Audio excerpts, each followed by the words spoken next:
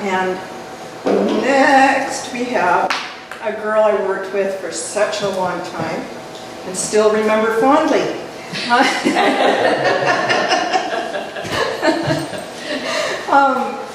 Teresa Zukovic, and she's a Point Roberts girl from many years, so here she is.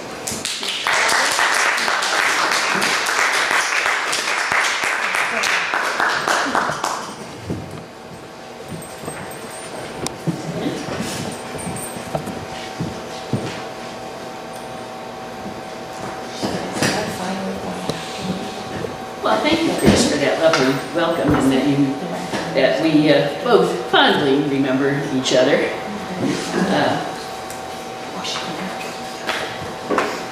So, I'm here tonight to talk about what happens to the bag of clothes that you drop off with the Goodwill attendant or hand to the nice lady at the Delta Hospital thrift store. In 1980, I was traveling in Western Africa. The African women hawking their wares in the market, they looked like beautiful birds wearing their traditional flowing cotton outfits with the bright patterns in cotton fabric. The men? Not so much.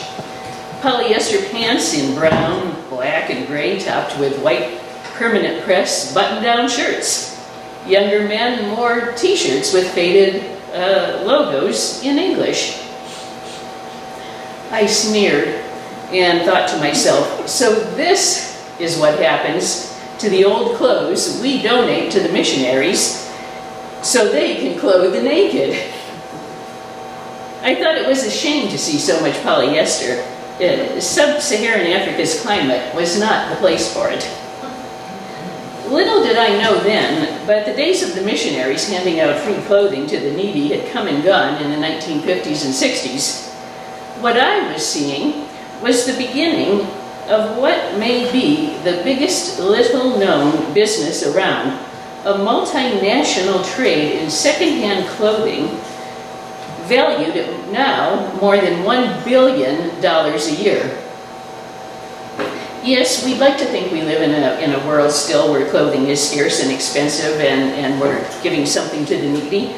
But the truth is, since the advent of cheaply made clothing, that Americans and other Westerners buy far more clothing than they used to and wear it nowhere near as long as they used to. Charitable thrift stores can only sell 15 to 20% of the clothing that's donated. And not only because we give them too much, but because it's so cheap to just go into TJ Maxx and buy something new that a lot of would-be thrift store shoppers would rather do that.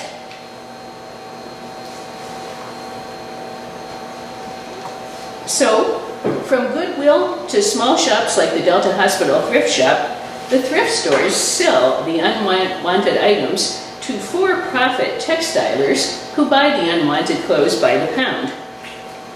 In 2016, the United States shipped $700 million worth of our unwanted apparel to other parts of the world. For the United States, used clothing exports to Africa are always in the top 10 exports. However, the used clothing may not go directly to Africa because the two countries that receive the largest share of America's old clothes, India, which has a long history of processing old clothes into something else, and second, Canada. And in Canada, it's typically sorted on a very fine level and then is exported to other countries. So not much of it stays in Canada. The second largest textile recycler in the world isn't all that far from here. The headquarters of Can-Am International is right over in Maple Ridge, British Columbia. Can-Am has offices worldwide and a factory in Kandla, India, where 650 workers sort and grade used clothing, up to 300,000 pounds of it per day. The Vancouver textile sorting facility has 50 workers. And like the warehouses of other textile recyclers, clothing is stacked up in bags against the walls. There are conveyor belts running with clothes and workers standing on either side. And after all that is done, there are stacks of 100-pound bales of clothing lined up waiting to get onto freight ships, onto cargo ships. Now, the first sorting, the workers determine what can be reworn and what can't, and about 50 to 60% of the clothes can be reworn. Recycling into other products is a very small fraction of the textile recycling industry. Can-Am pays 8 to 12 cents a pound for our cast-offs, and it costs about 20 cents a pound to process. I was told by a volunteer at the Delta thrift store that they are paid 10 cents a pound. So it's a very labor-intensive industry. They sort the clothes and other textiles, towels and sheets and all that, into very narrow categories. And Can-Am has about 219 categories. So, for example, ladies' wool skirts, ladies' cotton skirts, ladies' mixed fabric skirts. And these categories can vary by recycler. One that I looked at down in Seattle, they only do 90. But they say that their clothes are all grade A clothes, which we'll get to in a minute. So then, after sorting by category, and then sorting by condition, and then everything gets sorted by destination before being baled. So much of the used clothing that Can-Am buys in the United States goes directly to India for sorting. The thrift stores bale their merchandise, load it into 20 or 40 cubic foot containers, and then onto a cargo ship in Seattle. A 20-foot container holds 23,000 pounds of old clothes. A 40 cubic foot container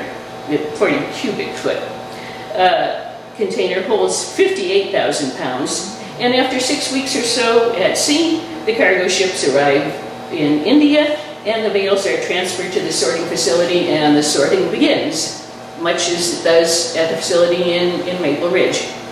Only they probably pay the workers a lot less. Now, as I said, you're thinking you're donating to the needy. Well, so today I went through my closet and some of my drawers and I looked for a few things. I may not be donating these things, but I wanted to show you some examples. So, my nice jacket that I really like. Well, say you ladies are going to be looking through your closets next weekend, the long holiday weekend, and sorting through your clothes. Well, if you take a nice jacket to the Delta thrift store the next time it's open, you know what's going to happen with this jacket? It's going to go directly out the back door and into the cargo and to get baled or to go into a bag to be sold to the textile recycler because they don't have the room to keep it. What will happen to it after that? Well, you know what? They don't really need a heavy jacket in India, a winter jacket, but it could end up in Poland, perhaps. I'll put them over here. And now, so a small thrift store, of course, like the Delta thrift shop, they have to get rid of things right away and make decisions. Goodwill does things because they're bigger. They do things a little bit differently. And an acquaintance of mine has gone down to a huge warehouse, a huge Goodwill warehouse in Everett. Every day, all the items from that have not been sold after 30 days in the Goodwill stores in the area, and I'm not quite sure how big the area is, it all goes into that warehouse in Everett, and people wait behind a line, and workers trundle out laundry carts full of goods, And they sell all these things by the pound, for the most part. Books, they sell other things besides clothes. So books, they have a different category. They sell them a different way. But clothing, everybody lines up, and when they either drop the rope or say okay, people rush to go through these laundry bins and grab clothes, and all during the day the workers are circulating, bringing in more laundry containers of items to sell. So I believe that's probably the last gasp for Goodwill items before they get carted away and baled and sent to India. So, anyway, I have a few other things here. So the clothes, they get sorted into grades A and B. And this, for example, this dress, I think would be a grade A. And it's in extremely good condition, and it's all cotton. So grade A, and perfect for Africa because they like the bright colors. This dress, much the same. I had it for about as long as that one, and it's bright colors, but it would probably be a grade B. And it would be a grade B because it's not completely cotton. It's cotton and polyester. That polyester that I hated all those years ago.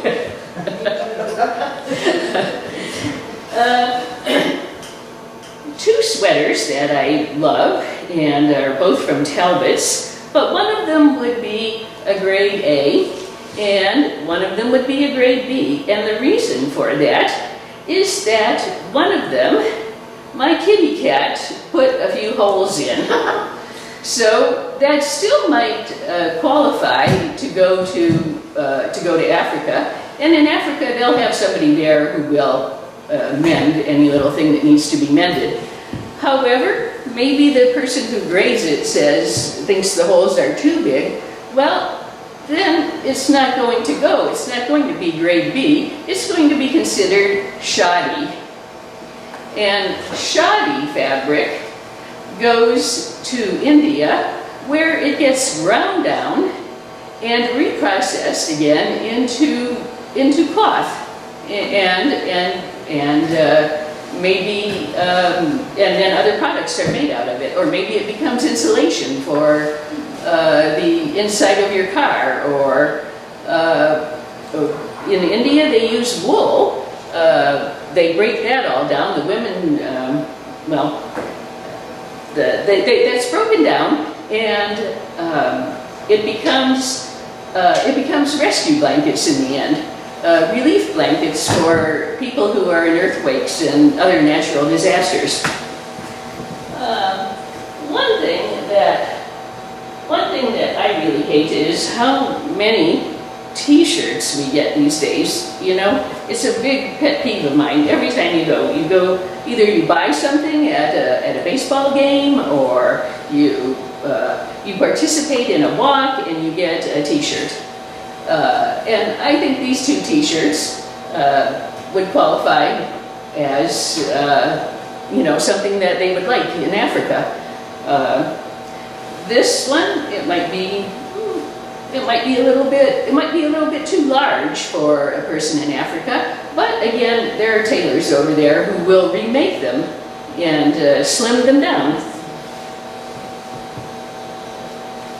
Here again, this definitely shoddy. The old Expo 86 T-shirt. That would definitely be ground down, or you know what? No, it might be, as long as it is 100% cotton, it'll be sold as wipers. And someone will cut that down, and that's what they call rags in this industry, wipers. How many of you remember the old, when the marketplace used to have the Lobster Fest every year, and they would give away T-shirts? So again, another shoddy one because it's stained on the front. A very big item in other countries are ladies' unmentionables. Bras will be a premium, but they could get a premium prices for that. I'd like to be able to tell you with certainty, just how much the textile recyclers can sell these for, but again, it kind of varies, and some of my information was a little old, but you know what? About $1 a pound is kind of the average. One kind of item that sells really well, that and actually makes the journey back, either from Canada, it comes back to the United States, or if it's gone over to India, then it comes back to the United States from India, where it may or may not be charged duty at the border. But that is vintage clothes. This is a leotard from the 1970s.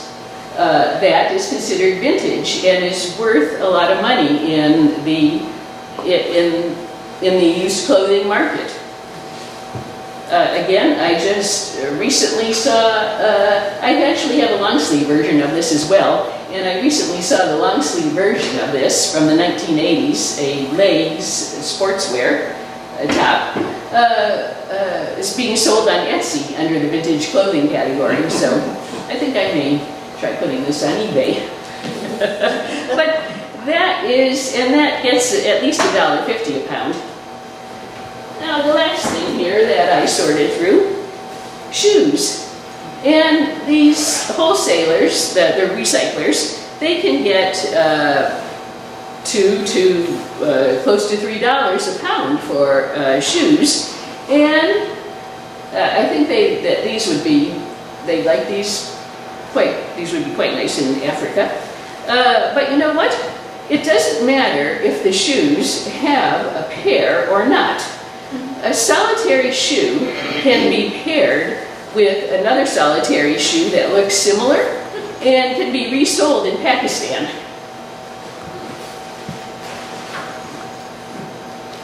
So, and the dregs, things like old leather jackets and old pillows, those go to Pakistan. Neckties and overcoats. Menswear commands a high price on the market, but except for neckties and overcoats. Recyclers generally throw those into the trash because there's just no market for them. If a man needs a trench coat, if a businessman needs a trench coat, they know he's going to buy new, not a used one. So, which is sad. So, that is about it, but I do want to call your attention to two things. One thing that opened my eyes to this whole industry was a BBC documentary called The Secret Life of Your Clothes. It's an hour long and it's well worth watching, and it's what happens to the clothes once they get to Africa and the implications of sending our used clothes over to Africa. And then there is a short 15-minute documentary called Unravel, which follows the path of discarded clothes going to India and where they go to be shredded and remade. So both of those are are worth the time to watch. And then also, and I have some of these back at the table where I'm sitting, I brought in some things from Rag Finery. Has anyone here heard of Rag Finery? Oh yeah. It's the only place I donate my textiles and old clothing to these days. They will take a look at it, and if they think that it can be resold, then they will get it to the right place. And it provides job training and waste reduction, and it's local. So if you would like to pick up a flyer, I have them. All right. Any questions? Now here's some question time. Sure. I'll do my best. Okay. In in your research, did they talk about how they decided what material it is? Many times there are no tags on the clothes. No, they didn't talk about that, but you know what? These workers are pretty well trained. You know, they are trained, they have certain people who are trained to spot vintage clothes. You know, some of the bales are just considered to be mixed bales, maybe because they can't decide, they can't figure it out. Maybe they know something from the feel, or who knows. Okay, thank you. Where during this whole process do the clothes get washed?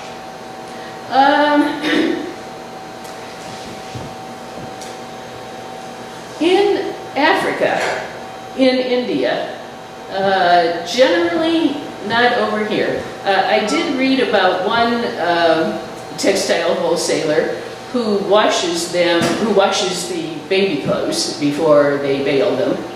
And the baby clothes, they usually don't go through a whole big sorting process. It's just called baby rummage because it's already labor intensive enough, and I don't think they have time to separate the onesies from the two-piece and all that.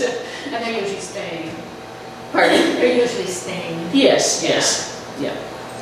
Okay, so they leave here unwashed and go and they get washed in India or whatever. Yes, yes. Once they get to Africa, the people who resell them there treat them with the utmost care, with washing and ironing, and you know. Doesn't anything go to South America or Asia? A few things do. The Dominican Republic, Chile, some things, but 1/3 of all of the used clothes goes to sub-Saharan Africa, Western Africa, the part of Africa that I was traveling through, and other countries below the Sahara, and Pakistan. Asia, no, it wouldn't. That's where they all come from. Very, very little, yes. And as a matter of fact, if I had more time, I could talk about how the whole industry is changing because of the cheap Chinese clothes now. Yeah. Rag Finery, Yes. so the clothing stays in North America for the life of the textile. Rag Finery takes it, presumably sorts it, does whatever they need to do, and then they sell it at local shops, or determine that it's going to be a rag and processes it into something else that's going to be useful. How does?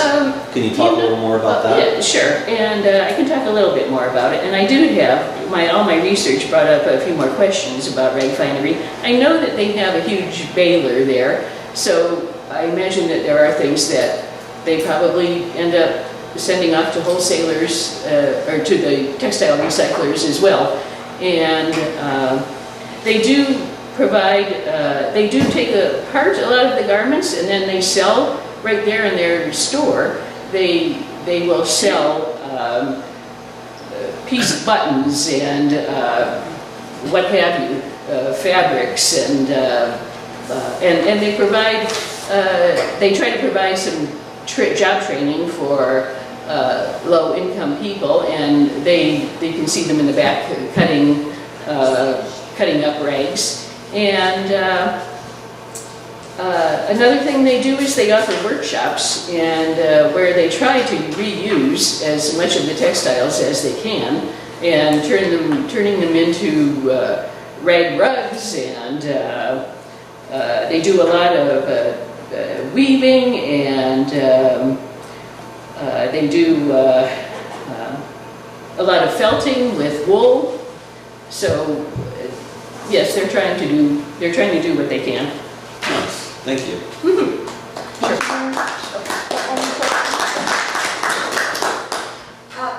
Not to get off on an entirely new subject, but when I go to the malls, I often go, well, where do all these unsold clothes go? Do they filter into this process also?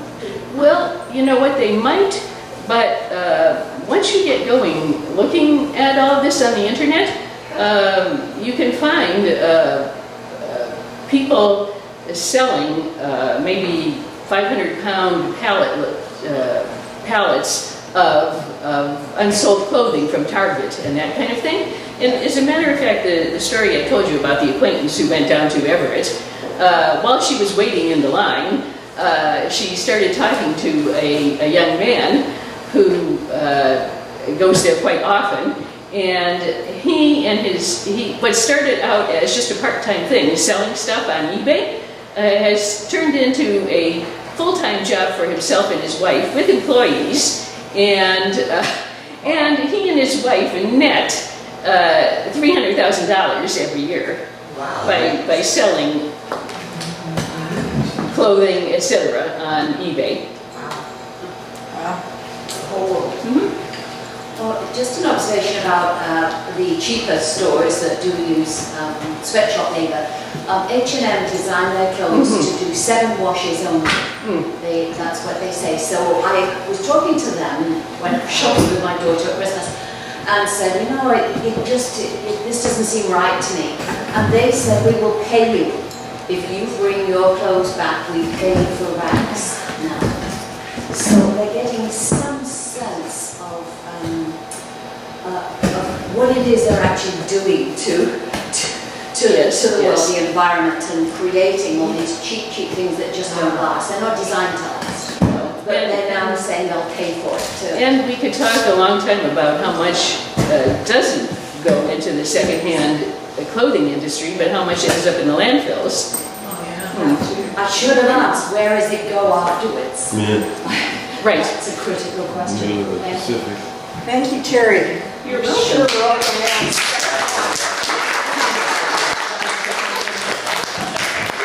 Thank you. Going through everything.